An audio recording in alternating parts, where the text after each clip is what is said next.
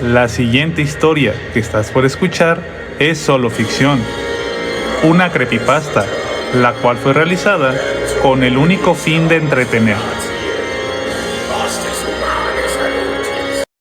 La comida más importante.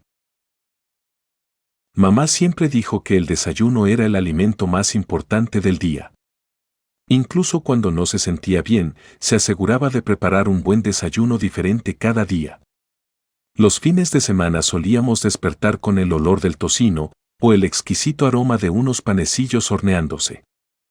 Incluso entre semana mamá se aseguraba de que tuviéramos al menos un tazón de cereal o avena antes de ir a la escuela. Compraba 5 tipos de cereal por lo que siempre había variedad. A mamá realmente le encantaba el desayuno. Hoy, servía a Joel y a mí algunos Cheerios en nuestros tazones. Desayunamos lo mismo ayer y me hubieran gustado unos huevos o avena, pero se habían terminado. Se había terminado prácticamente todo, con excepción de 2 latas de sopa y un par de cajas de cereal. Ayer comimos cereal todo el día pues las sopas son de guisantes y tomate y es algo que odiamos. Después de comer, a Joe le tocó lavar los platos. Nos acostamos muy temprano ayer, dormimos bastante tiempo y aún estaba oscuro por la mañana. Intentamos ver televisión, pero, a pesar de que hoy tuvimos suministro eléctrico, en todos los canales se repetía la misma advertencia sobre mantenerse dentro y evitar la interacción con otras personas para no infectarse. A veces, un doctor aparecía en escena para explicar que se trataba de un virus y no existía cura, aunque trabajaban en eso. Papá dijo que regresaría temprano por la mañana con más comida y algunas herramientas para acabar. Me aseguré de marcar el día de hoy, martes, en el calendario. Había tachado domingo la noche que se fue, y lunes, ayer antes de ir a la cama. Solo así me aseguraba de que no lo olvidaría. Debíamos enterrar a mamá hoy, pues el sótano empezaba a oler. Entonces, Joel y yo salimos para ver qué podíamos encontrar apenas empezó a amanecer. Papá dijo que podíamos tomar cosas de otras personas pues, si estaban muy enfermos como para detenernos, ya no las necesitarían. Bajamos a la casa del señor Rey ubicada en la carretera federal.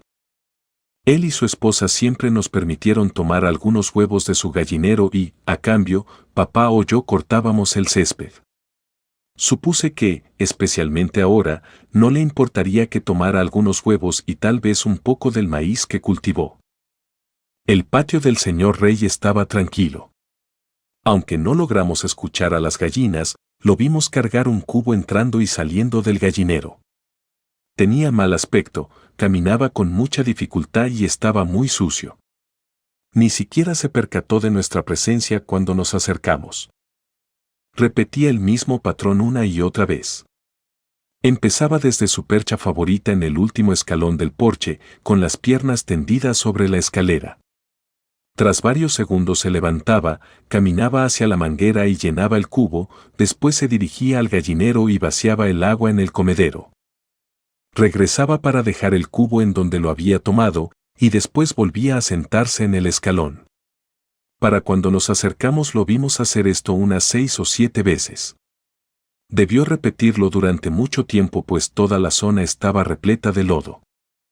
Su perro, Tyson, bebía del comedero y lucía satisfecho y muy saludable. Le mencioné a Joe que creía saber el destino de las gallinas. Una vez que me acerqué, me di cuenta que estaba enfermo y delgado igual que mamá, cuando empezó a hacer algo y se olvidó de parar. Ahora, nunca se detendría hasta la muerte. Observé a Joel, quien estaba observando a la esposa del señor Rey en el porche. Casi caía de la silla, y aparentemente tejía una manta cuando empezó a olvidar. Una parte de su brazo estaba cubierta de sangre. Joe vomitó y me dijo que no habían sido las gallinas las que engordaron al perro. Le grité al señor Rey para que se detuviera y ayudara a su esposa, pero ni siquiera regresó a verme. Tyson empezó a gruñir, pese a que siempre fue un perro muy dócil. El señor Rey solía decir que unos ladrones podrían entrar a robar su televisión y Tyson estaría feliz de verlos llegar y retirarse. Joel y yo decidimos marcharnos. Al superar una curva en esta carretera se encontraban otras dos casas. Nuestro camino de grava era pequeño y difícil de distinguir si no sabías que estaba allí, por lo que las personas no solían molestarnos. Sin embargo, en la carretera podías observar todas esas casas con las puertas abiertas. Papá dijo que las personas habían saqueado toda el área con el pánico generado cuando el presidente apareció por tercera vez en televisión. En el primer discurso, el presidente dijo que el virus era parecido a la enfermedad en que los ancianos empiezan a olvidar cosas y luego, cuando empeoraba, se hacía lo mismo una y otra vez. Señaló que los científicos desconocían el origen, aunque ya trabajaban en una cura. En la segunda aparición dijo que era importante mantener la calma y evitar el contacto con otras personas para evitar la propagación. Al poco tiempo los noticiarios empezaron a transmitir las imágenes de los primeros disturbios. La última vez que apareció el presidente, con voz entrecortada dijo que éramos una nación grandiosa, los científicos aún trabajaban en la cura y que Dios tuviera misericordia de nuestras almas. Después, todos los canales dejaron de transmitir y lo único que podía verse eran las advertencias. La casa grande cerca de la curva era donde vivía la familia más rica del pueblo. Debían ser ricos pues tenían 3 automóviles último modelo, eran dueños de una estación de gasolina y la única familia del pueblo que realmente poseía algo además de su casa. Fueron los primeros en irse en una gran camioneta cuando el presidente emitió el discurso. El padre se detuvo en varias casas y les dijo a todos que, si eran inteligentes, también debían irse. Tenían gemelos un grado antes que yo, por lo que me puse un poco triste al verlos partir y realmente esperaba que volvieran. Ahora no creía que eso fuera posible. Simplemente dejaron todo atrás. Papá se detuvo en esta casa para tomar uno de los autos cuando se fue a buscar alimentos y herramientas, pues su auto estaba descompuesto la mayor parte del tiempo. Aún se encontraba un carro estacionado en la entrada. Joel mencionó que podríamos tomarlo para intentar conducir a casa del tío Gabriel. Le dije que solo tenía 11 años y él era más pequeño aún, que el único sitio donde manejaba era en los videojuegos. Mencionó que debía ser como en los videojuegos, de todas formas, si chocábamos no había nadie en las calles a quien pudiéramos lastimar. Sin embargo, no quería entrar a esa casa para buscar las llaves. La propiedad de esta familia era grande y estaba vacía, no podía salir nada bueno de allí. Yo tampoco entraría. Pensé que tal vez otro día, pues si papá no regresaba tendríamos que hacerlo. La única tienda en el pueblo se encontraba en la estación de gasolina y por lo que habíamos visto antes suponíamos que papá se había ido sin una sola cosa de allí. Los saqueadores se habían llevado todas las latas y bebidas en buen estado. De hecho, algún genio dejó la puerta del congelador abierta por lo que la leche y todas las cosas dentro estaban echadas a perder. Las latas de sopa que teníamos en casa las encontramos entre unas cajas vacías. Después de todo, los guisantes con algo de tomate empezaban a antojarse. Me preguntaba a qué sabían juntos. Intentamos con el teléfono del mostrador una vez más. Había tono pero, sin importar el número que marcaras, nadie respondía. Intentamos con la abuela y el tío Gabriel, seleccionando números al azar de una agenda telefónica, números inventados e incluso el 911. Nadie respondía, excepto por las contestadoras automáticas. Ya no sabíamos qué más hacer. Afuera, empezamos a escuchar un golpeteo suave y distante. Miramos por la ventana y observamos a una persona caminando. Se desplazaba con dificultad, cojeando. Cargaba uno de esos maletines elegantes y un bastón mientras caminaba a media calle. Aparentemente se había torcido el tobillo y caminaba de una forma tan desigual que la planta de su pie ni siquiera tocaba el suelo, se apoyaba sobre el tobillo que estaba aplastado y tenía un aspecto poco saludable. Sin embargo, seguía caminando como si no doliera, como si hubiera olvidado la forma correcta de caminar o cómo dejar de hacerlo. Nos ocultamos y lo vimos pasar.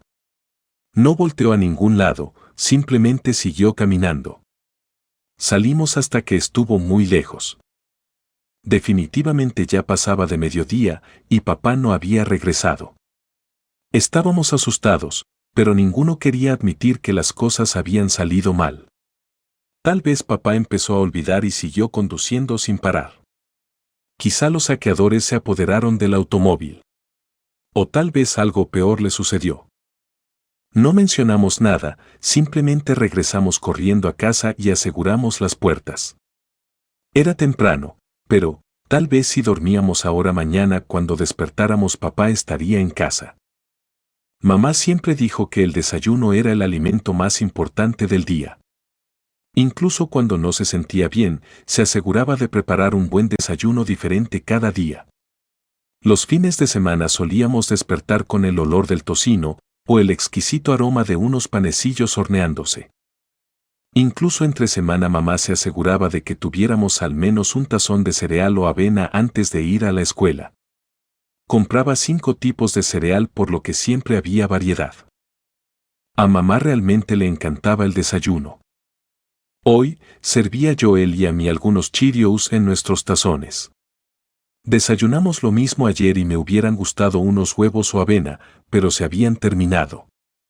Se había terminado prácticamente todo, con excepción de 2 latas de sopa y un par de cajas de cereal. Ayer comimos cereal todo el día pues las sopas son de guisantes y tomate y es algo que odiamos. Después de comer, a Joe le tocó lavar los platos. Nos acostamos muy temprano ayer, dormimos bastante tiempo y aún estaba oscuro por la mañana.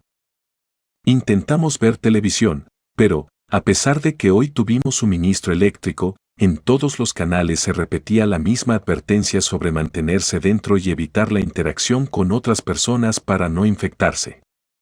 A veces, un doctor aparecía en escena para explicar que se trataba de un virus y no existía cura, aunque trabajaban en eso.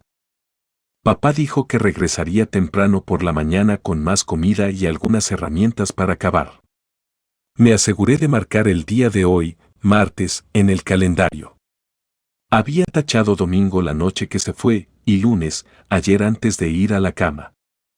Solo así me aseguraba de que no lo olvidaría. Si llegaste hasta esta parte, gracias por ver el video. Apóyanos dejando un me gusta. Asimismo, si te gusta nuestro contenido, apóyanos con una suscripción para poderte traer nuevas creepypastas. Un fuerte abrazo desde la distancia.